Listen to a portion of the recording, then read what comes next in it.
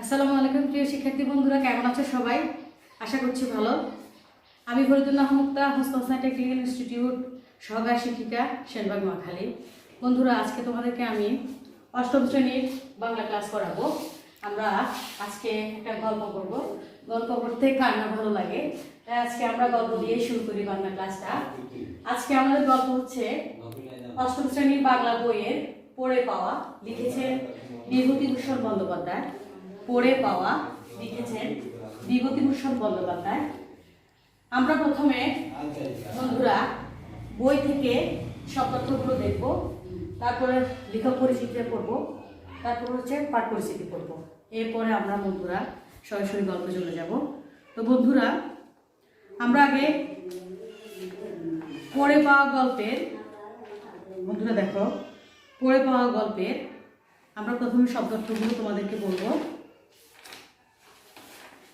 এখানে কিছু শব্দার্থ লেখা আছে, সেটা হচ্ছে দিব্যি মানে চমৎকার, সংশয় মানে সন্দেহ বা দ্বিধা, গহনা অর্থাৎ অলঙ্কার, অনাদৃত মানে অবহেলিত, উপেক্ষিত কিংবা কাউকে গুরুত্ব দেওয়া হয় না এমন, বিচলি গাধা মানে ধানের খড়ের স্তূপ, নাট মন্দির দেব মন্দিরের সামনের ঘর যেখানে নাচ গান হয়, বৈষ্ণব হরিনাম সংকীর্তন করে জীবিকা অর্জন করে এমন বৈষ্ণব, অপ্রতিতভাবে বিব্রত বা লজ্জিতভাবে, পত্রপাঠ বিদায় অর্থাৎ তৎক্ষণাৎ বিদায়, চৌকিদার মানে প্রহরী, কাপালি মানে তান্ত্রিক হিন্দু সম্প্রদায়, চণ্ডী মণ্ডপ অর্থাৎ যে মণ্ডপে বা ছাদযুক্ত চত্বরে দুর্গা, কালী প্রভৃতি দেবী পূজা করা হয়, আড়ি অর্থাৎ ধান বা গম ইত্যাদি পরিমাপ বিশেষ।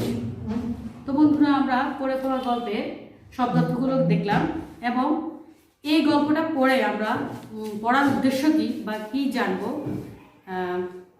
সেটা বলবো। এই গল্পের পাঠের উদ্দেশ্য হচ্ছে, এই গল্প পাঠের মাধ্যমে শিক্ষার্থীদের মধ্যে কর্তব্যপরায়ণতা এবং নৈতিক চেতনা সৃষ্টি হবে।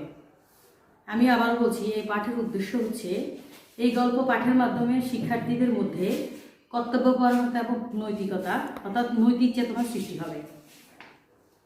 আমরা এখন পাঠ পরিচিতি পড়ি। এটি বিভূতিভূষণ বন্দ্যোপাধ্যায়ের একটি বিখ্যাত কিশোর গল্প। এটি নীলগঞ্জের ফালমন সাহেব গ্রন্থ থেকে সংকলিত। এই গল্পে কিশোররা কুড়িয়ে পাওয়া অর্থ সম্পদ নিয়ে লোভে পরিচয় দেননি, বরং তারা তাদের বয়সের চেয়ে অনেক বেশি দায়িত্বশীলতার পরিচয় দিয়েছে। লেখক দেখিয়েছেন বয়সে ছোট হলে কি হবে, তাদের নৈতিক অবস্থান বেশ দৃঢ়। এই গল্পে কিশোরদের ঐক্য চেতনার যেমন পরিচয় পাওয়া যায়, তেমনি তাদের উন্নত মানবিক বোধের বিকাশ ঘটেছে। তাদের চারিত্রিক দৃঢ়তার পাশাপাশি তীক্ষ্ণ বিবেচনাবোধ পাঠকের দৃষ্টি আকর্ষণ করেছে। কিশোরদের এমন সততা, নিষ্ঠা এবং কর্তব্যপরায়ণতা বোধ বয়োজ্যেষ্ঠরাও বিস্মিত হয়েছেন এবং অভিভূত হয়েছেন। কিশোররা যখন ঐক্যবদ্ধ হয়ে সিদ্ধান্ত গ্রহণ করে, তখন তারা তাদের মধ্যে যে সবচেয়ে বেশি বুদ্ধিমান এবং বিবেচক তাকে মান্য করে তার উপর আস্থা স্থাপন করে। এটি গল্পের একটি বিশেষ গুরুত্বপূর্ণ দিক। দরিদ্র অসহায় মানুষের প্রতি ভালোবাসার চিত্র এই গল্পে ফুটে উঠেছে। লেখক পরিচিতি। পড়ে পাওয়া গল্পটি লিখেছেন লেখক বিভূতিভূষণ বন্দ্যোপাধ্যায়, যিনি জন্মগ্রহণ করেছেন 1894 খ্রিস্টাব্দে 24 পরগনা জেলার মুরারিপুর গ্রামে তার মাতুতালয়ে। তার পৈতৃক বাড়ি পশ্চিমবঙ্গের 24 পরগনা জেলার ব্যারাকপুর গ্রামে। তার বাল্য এবং কৈশোরকাল কেটেছে দারিদ্রতার মধ্যে। মাতার নাম মৃণালিনী দেবী। পিতা মহানন্দ বন্দ্যোপাধ্যায়ের পেশা ছিল পৌরোহিত্য।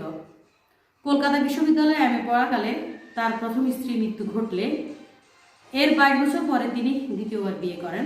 ছোট গল্প, উপন্যাস, দিনলিপি ও ভ্রমণ কাহিনী রচনার মধ্যেই তিনি জীবনের আনন্দ খুঁজে পান।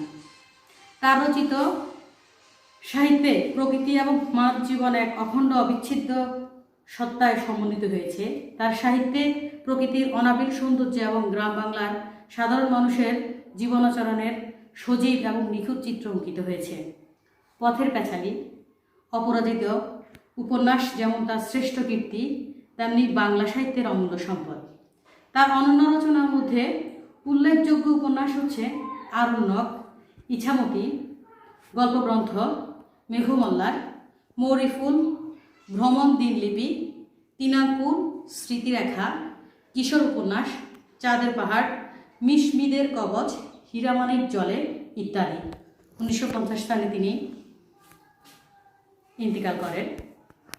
তো বন্ধুরা, আমরা পড়ে পাওয়া গল্প লিখেছেন বিভূতিভূষণ বন্দ্যোপাধ্যায়। আমরা প্রথমে শব্দার্থগুলো দেখলাম, তারপরে দেখলাম পড়লাম পাঠ পরিচিতি, তারপরে লেখক পরিচিতি পড়লাম। সরাসরি চলে যাচ্ছি গল্পে। কাল বৈশাখীর সময়টা আমাদের ছেলেবেলার কথা। বিধু, সিধু, নিধু, তিনু, বাদল এবং আরও অনেকে দুপুরের বিকট গরমের পর নদীর ঘাটে নাইতে গিয়েছে মানে গোসল করতে গিয়েছে। বেলা বেশি নেই। বিধু আমাদের দলের মধ্যে বয়সে বড়। সে হঠাৎ কান খাড়া করে বলল, ওই শোনো। আমরা কান খাড়া করে শোনার চেষ্টা করলাম, কিছুই শুনতে বা বুঝতে পারলাম না। বললাম, কি রে, কি হয়েছে? বিধু আমাদের কথা উত্তর দিল না। তখন কান খাড়া করে আমরা আবার শুনতে লাগলাম, ওই শোন, আমরা এবার শুনতে পেয়েছি। দূর পশ্চিম আকাশে হিরো গুড়গুড় মেঘের আওয়াজ। নিধু তাচ্ছিল্যের সঙ্গে বলল, ও কিছু না। বিধু ধমক দিয়ে বলে উঠল, কিছু না মানে? তুই সব বুঝিস কি না? বৈশাখ মাসে পশ্চিম দিকে ওরকম মেঘ ডাকার মানে তুই কি জানিস? ঝড় উঠবে, এখন জলে নামবো না, কাল বৈশাখী। আমরা সকলে ততক্ষণে বুঝতে পেরেছি ও কি বলছে। কাল বৈশাখী ঝড় মানে আম কুড়ানো। চাপাতুলির বাগানে আম কুড়ানো অনেক মজার, কি মিষ্টি, আহা! আমগুলো সব পাকা পাকা। যাই হোক বন্ধুরা, এত বড় গল্প তো তোমাদের সামনে আমি সময় সাপেক্ষ ব্যাপার পড়ে শোনাতে পারবো না। তোমাদেরকে আমি গল্পটা ছোট্ট করে বলি।